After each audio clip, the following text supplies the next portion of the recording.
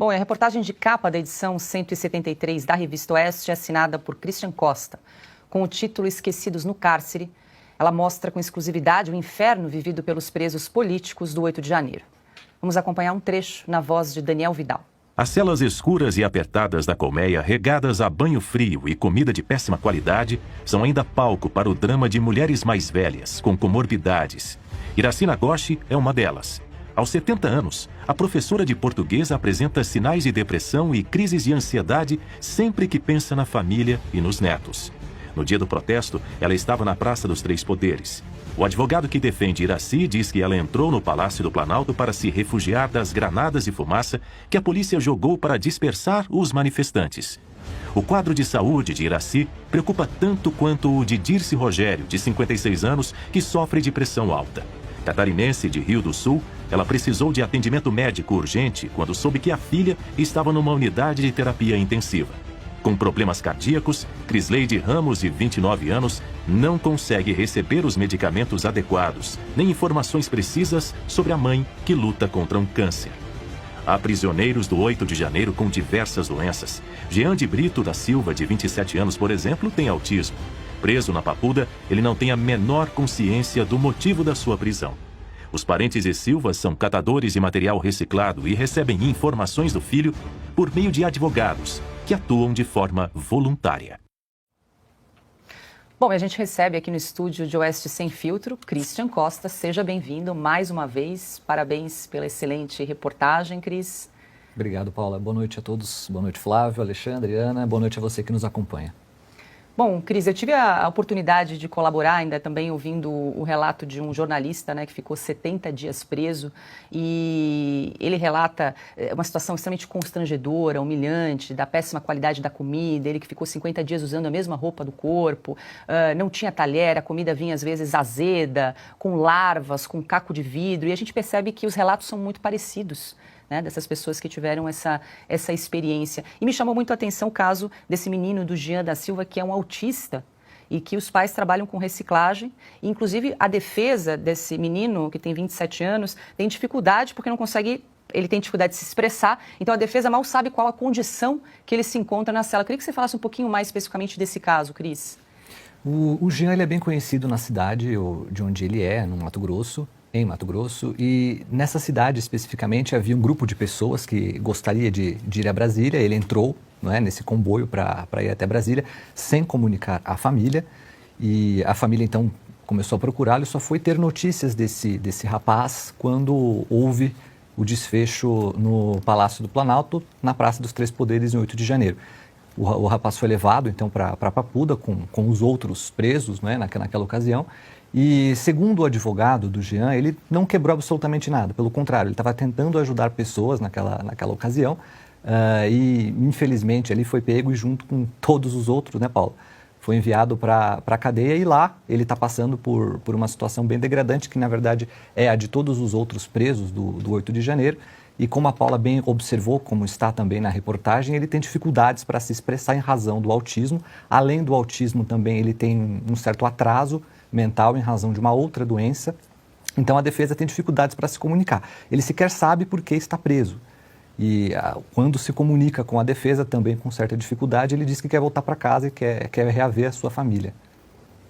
Alexandre, eu acredito que você, além da Revista Oeste, seja aí um dos poucos jornalistas que tem acompanhado esse caso dos presos políticos, né, do 8 de janeiro, e dando voz a essas pessoas que foram presas, muitas vezes sem saber por quê. Tem pergunta para o Cris, Alexandre? Cris, você podia mostrar alguma semelhança entre Brasil e algum outro país? Por exemplo, Coreia do Norte, por exemplo? Estamos vivendo uma Coreia do Norte aqui em Brasília?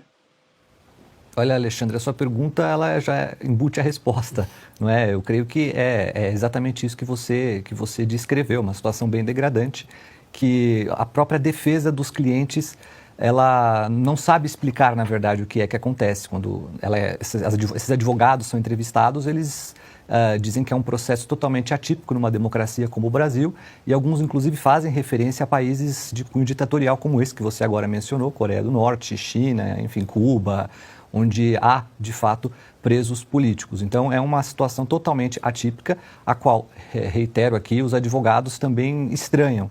E tampouco eles sabem dizer o que é que se passa. Inclusive, em reportagens anteriores aqui na Oeste, as quais eu assinei, inclusive, há uma sem direito de defesa, o nosso ouvinte, telespectador, pode consultá-la. Os advogados descrevem com muita clareza uma série de incongruências e erros nos processos os quais eles entram para defender os seus clientes, como, por exemplo, as peças de defesa sequer são lidas. Isso porque, quando elas são conclusas, há um período específico para análise e, em pouquíssimo tempo, já há uma sentença e coletiva, em lotes. Os pacientes, os clientes, os presos são tratados como lotes. Então, eu penso, Alexandre, que a sua resposta aí já está na própria pergunta. Flávio. Lembrando, Cris, que nesse negócio de você ter peças que não são lidas, né, uma das questões mais sérias das últimas eleições que envolveu as urnas, ela tinha 200 páginas e ela foi respondida em 21 minutos, né? Então, assim, eu queria parabenizar aqui os ministros do Supremo pela sua capacidade de leitura, reflexão lenta, assim, porque eles são realmente experts. Cris, o que eu ouvi em relatos e umas poucas pesquisas que eu fiz a respeito desse tema é que muita gente que foi para essa manifestação nem sabia de fato o que queria acontecer. Ou seja, ouvi um relato, por exemplo, de uma igreja no qual as pessoas falaram, olha, vai acontecer uma manifestação em Brasília, que tal a gente pegar um ônibus e ir para lá? As pessoas foram, na hora que viram o que aconteceu, já chegaram meio tarde, inclusive, na hora que viram o que aconteceu, estavam completamente assustados, depois você vê todo mundo preocupado, falando, mas espera aí, tá meu RG, tá tudo ali mostrando onde que eu estava, para onde que eu fui. Dessas pessoas que você entrevistou, você notou isso? Ou seja, as pessoas não estavam nem um pouco interessadas em quebradeira, em nada, simplesmente foram para lá e depois estão presas sem saber o que aconteceu de fato? Sim, Flávio. Esta reportagem da Oeste, até para contextualizar, ela se trata de uma carta que nós obtivemos de relatos de mulheres que foram presas, que estão presas ainda, algumas delas, poucas saíram desde que o documento foi redigido. E a maioria, Flávio, aliás, todas, digamos assim, desconhece o motivo pelo qual está presa. E, inclusive, a maioria voltou para o acampamento posteriormente, o acampamento esse que se localizava em frente ao quartel-general em Brasília. E ali foram detidas. E depois de terem sido detidas elas não sabiam, aliás, que seriam detidas, mas sim iriam ali passar por uma triagem por meio de alguns ônibus que foram disponibilizados pela Polícia Federal. Depois disso é que foram parar na cadeia e elas não conhecem o motivo exato do que aconteceu, até porque todas as acusações são coletivas. Nas outras reportagens também que nós escrevemos aqui na Revista Oeste, essa, por exemplo, sem direito de defesa, está ali descrito que as penas foram coletivizadas, quando deveriam ser individualizadas. Então, as defesas sequer têm acesso aos autos dos processos para poder descobrir exatamente o que cada pessoa fez. Porque, como está lá na ação apresentada ao Supremo, que o Supremo apresentou, é como se todos tivessem praticado as mesmas coisas. Ana? Cris, parabéns pela brilhante matéria. Mais uma vez, ninguém está falando sobre isso em nenhum lugar. Nenhum lugar. Mais uma vez, deixo aqui, né, o nosso pedido para que você assine a Revista Oeste. Só essa matéria do Christian, eu fiquei muito impressionada, Christian, e é difícil ler e não conter o choro, como o senador Rogério Marinho não conseguiu conter o choro ali, né, diante de depoimentos de familiares desses presos. E aí a gente se pergunta por que esse silêncio absurdo da esquerda, até de conservadores, liberais. A peça que você escreveu é chocante, não tem outra palavra. A gente fica de uma maneira ali imóvel lendo aquilo tudo, principalmente quando você relata sobre as condições especiais de alguns presos, né, doenças, como vocês relataram, mas também a falta de respeito ao ordenamento jurídico no Brasil. E aí a minha pergunta, Christian, algum advogado pensa em trazer alguma peça para algum tribunal, alguma corte internacional, já que o Supremo Tribunal Federal está praticamente dando de ombros em relação a esses inquéritos? Ana, muito obrigado pelo elogio. Alguns pensam,